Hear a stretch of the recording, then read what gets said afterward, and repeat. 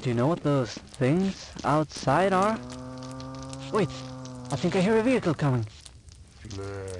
Thank God, we're being rescued.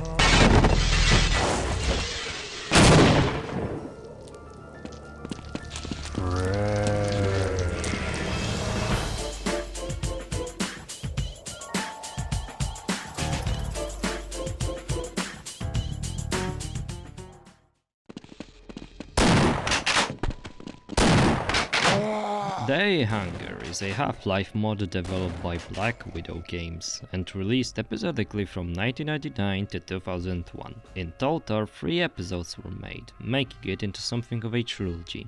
And They Hunger Trilogy is the version of the mod I played. So what's this mod even about? Supposedly it takes place in the year 1950. You play as an unnamed trouble writer who, out of his love for procrastination, man I can relate, decides to visit a small town, probably named Rivendell, to get inspired. Side note, the game doesn't tell you any of that. Yeah, for the whole game you don't know who you actually play as. I had to learn it on Half-Life Wiki of all places. So the mod begins with a pretty long cutscene in which a radio host is talking about some strange things happening around this area. Meanwhile, our hero is driving his car when suddenly it gets hit by a lightning and falls down into a small pond. That is where we take control. It's a bit weird to start your game with a water section, but at least it ends pretty quickly. We end up in a sewer that is connected to some catacombs. You might expect something scary to jump on you, but nothing really happens. After leaving the underground, we venture through a cemetery, I think, and on our way we find a dead body. Well, that's not a good sign. From there we manage to get to a nearby abandoned church. Inside we find another dead body, we listen to a radio broadcast, and then suddenly zombies attack. From that point on we have to first survive and second learn what exactly is going on here. Oh, and your first weapon is an umbrella. No, it's not the cool high-tech one like in Kingsman. This one is made out of tungsten. You might think that with all of that build-up and overall themes, it sounds a lot like a setup for a horror game. Well, yes, but it's more like a classic B-horror film, or maybe even a slasher. My point here is, if you want to play this expecting Afraid of Monsters or Lost in Vivo, then this isn't what you will get. Well then, let's begin with the visuals. And these are very mixed. Of course, I'm not talking about the fact that this is a mod for an old game. Nowadays, old graphics have taken a life of their own, seeing how many retro shooters are coming out. But even so, there are some areas that just look bad, especially in the first episode. I mean, just look at these trees. As I was saying, episode 1 looks the most barren and blocky compared to the rest of them, and very unpolished overall. But later episodes do improve on that aspect, though they still have those stupid trees. There are some examples of good looking areas. In particular, the asylum rather than the hospital levels are, I think, a standout. But I guess that is what happens often with things running on a gold source. The interiors and city environments are really well made, but more natural looking areas like forests or fields look extremely, well, unnatural. Now that I think about it, the only gold source game that does forests well is Cry of Fear. Well, mostly because you can barely see anything. Okay, enough talking about nature, let's kill something. And again I have mixed feelings about the enemies. At the beginning everything design-wise is more or less a reskin of Half-Life enemies, but later the situation does improve. There are more variations of zombies, like this chef zombie or a nurse zombie. But besides zombie variants, there are also some original ideas, like electric skeletons or Frankenstein monsters. Overall, the art direction is pretty strong. You really are able to feel the goofy old school horror inspiration, not to mention the atmosphere. You really feel alone, like you are the only person who's still alive, even though that's not really the case. Now, this might be a good moment to mention that I actually use an add-on for this mod. It changes the models of the enemies and weapons for much better looking ones. It's called They Hunger Models Remake by Bruss Trigger. You can find it on the game Banana. I highly recommend playing this mod with this add-on, because it doesn't ruin the mod's art style, but actively improves it. That said, there is a small issue. So one of the models is bugged. It's the world model of the flamethrower. For some reason, the model is placed beyond its hitbox. To fix it, you have to delete this file from the add-on. That will fix it. So, that was the visuals. What about audio? You're listening to BMRF Radio. We interrupt this program to bring you a special news report. Unknown atmospheric phenomena have been... It's alright. Voice acting isn't anything special. I would say that it does fit the game pretty well. Enemies are probably the biggest highlight. They're at the same time very goofy and creepy. So the biggest problem is simply the audio quality. I assume that the team did not have the best audio equipment at the time, so combining that with Gold Source's terrible audio codec results in a poor audio quality. This could have been mitigated by having some subtitles, but Gold Source doesn't have that feature by default. Okay, but what about music? Is it any good? Well, no, because there is none. Yeah, for the whole mod you only hear silence. This could work, but because of this mod's goofy nature, most of the time you feel that it could use some music tracks. Well, I guess that will be enough about the audio-visual side of things. Let's talk about the gameplay. This being a Half-Life mod, it's not that different gameplay-wise. You still run, think, shoot and survive. So, let's talk about weapons first. Most of them are simply reskins of existing ones, like the MP5 is still MP5 and shotgun is still a shotgun. But there are a few new ones, like a minigun or a kind of lame flamethrower, or for some reason 2 different sniper rifles that work in the exact same way. So yes, there is some difference compared to the vanilla game, but it's nothing special. This really isn't an issue as Half-Life's arsenal is so basic that it can fit into any setting. I wonder if they changed the snark in some kind of way. No way. Go, my child. Go and destroy my enemies. No, wait. What are you doing? Go that way! No! Ah! As I said before, the enemies are also just reskins of Half-Life ones. This means that mechanically there isn't much of a difference, for the most part, as later on developers do try to mix things up with new enemies. For example, the Frankenstein monsters are based off of the alien grunts, but their abilities to shoot homing missiles has been removed.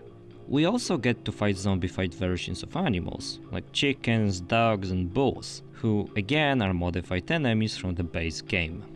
Now, one of the elements that really annoyed me was the enemy placement. Gosh, the developers placed some of them in the most annoying places imaginable. This problem mostly applies to the zombified police officers. They seem to be placed in far distance, either in front of you or behind you. So you might not even realize where they are. I assume they wanted to make you feel as if they were ambushing you, but it is done in a way where it's very frustrating to fight them. When it comes to the level design, there are many moments where it's very unclear what exactly you're supposed to do. Best example of this would be the weird moment at the end of episode 1 at the police station.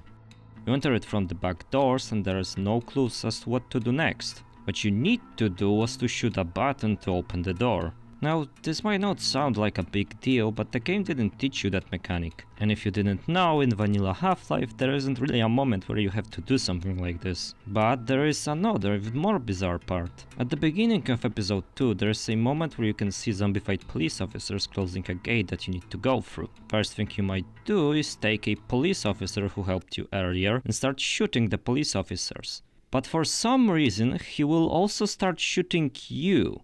So that's weird, but that's not all. You might think you will need this guard to open the gate, but no, he's not going to do that. What you need to do is go back to the police station that you just escaped from and hit a switch inside it. It amuses me how weird this segment is. Now that I think about it, this is something that this mod does often. It doesn't give you the right clues as to what exactly you're supposed to do in certain situations, which is kind of a big issue. Fortunately, it's not all bad, as there are many good moments in this mod.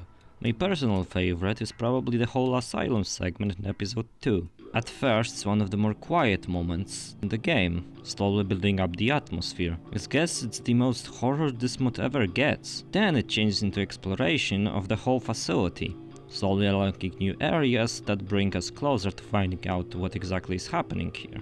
So yeah, about things that are happening here. I guess this will be a spoiler section now. If you don't want to hear me explaining the story and complaining about the final bosses, skip to this moment. Zombies, skeletons, chickens, what the heck is going on here? Okay, let's start from the beginning. After we crashed our car, we sort of just walked around without a real direction. I guess we are just trying not to get killed. That is, until we get to a radio station. There our character is able to contact the police. Yes, play character apparently speaks, but only in this segment. The police officer that we called is acting very strangely over this call. Says that it would be in our best interest to get ourselves into the police station. As you may have suspected, it was a trap. After being ambushed, we meet one of the antagonists, Sheriff Chester Rockwood. Despite being zombified, still seems to have most of his sanity intact. Well, most of it. Run, man, run! Killing some bitches.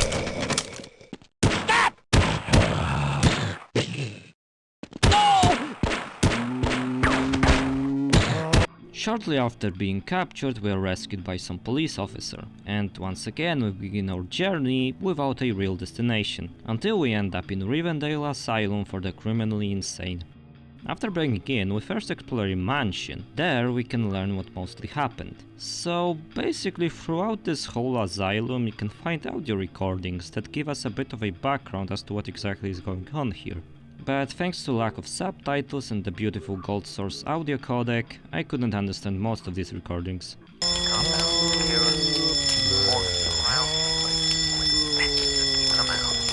So, oh geez, I will try to recap.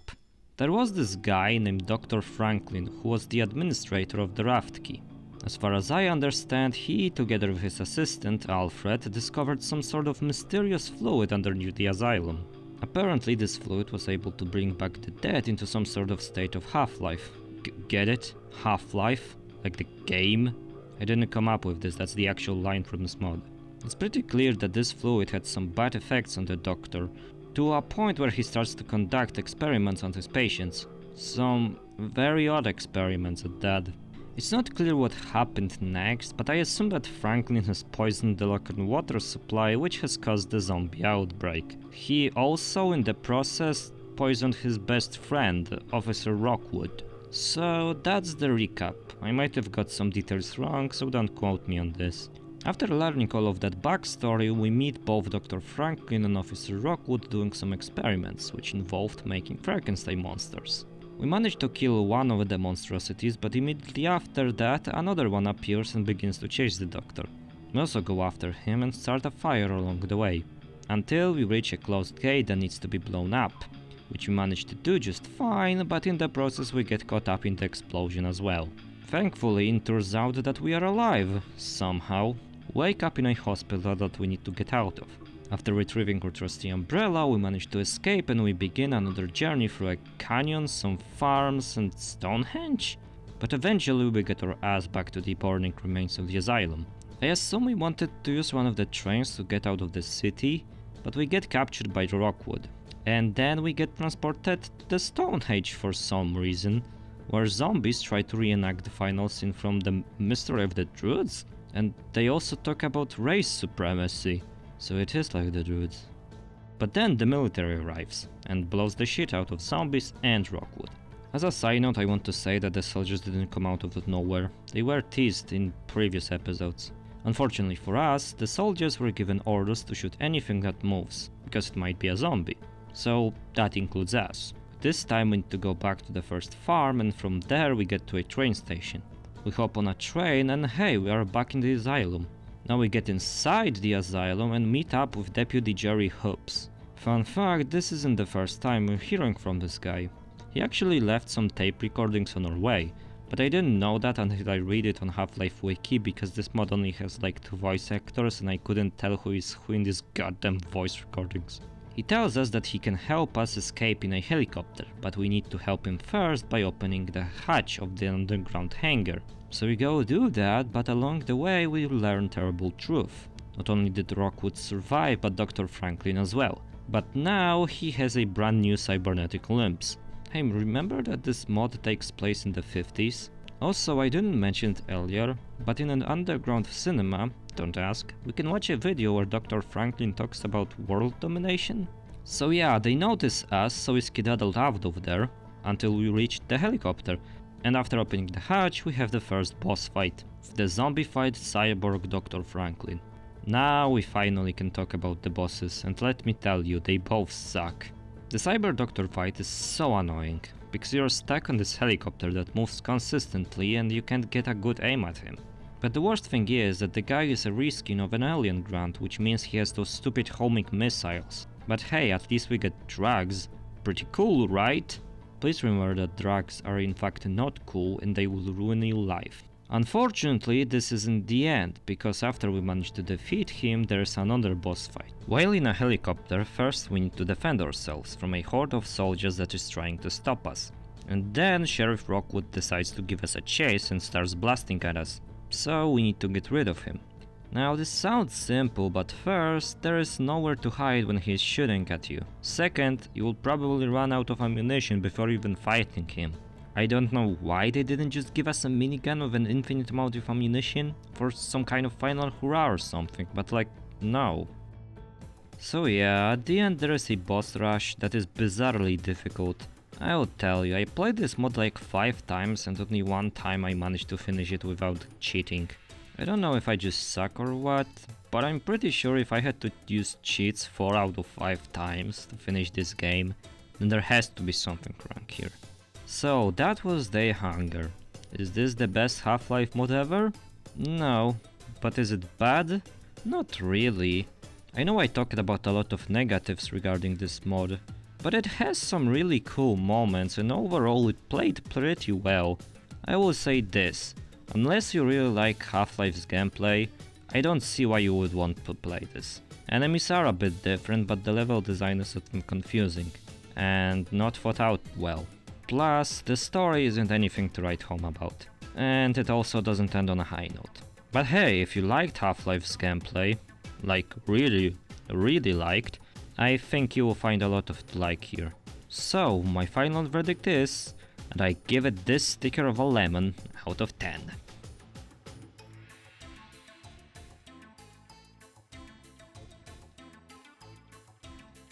Hi, so quick postscriptum here or something like that. I just wanted to say that I'm very thankful if you managed to watch this video till the end. It took me way too long to make it. I know it has many issues, but I just wanted to get it over with and move to the next one. So the next video will be about another Half-Life mod, but this time I think I will do it in a bit different style, as I think this way of talking about Half-Life mods isn't really going to work. You will see what I mean. Another thing I wanted to say is that I'm sorry if there were moments where I talked nonsense and you couldn't really understand what I was saying. English is not my first language and it's a bit hard to say out loud things. Also, I know that my mic quality is quite bad. I will try to make it better next time. I just don't have the funds to upgrade right now and you know how it goes. Also, I hope that this PNG wasn't too annoying. I just wanted to have some kind of way of representing me in the videos. So I guess that will be it. It would really help if you could subscribe, like, comment, share and yada yada yada. So I hope I will see you soon.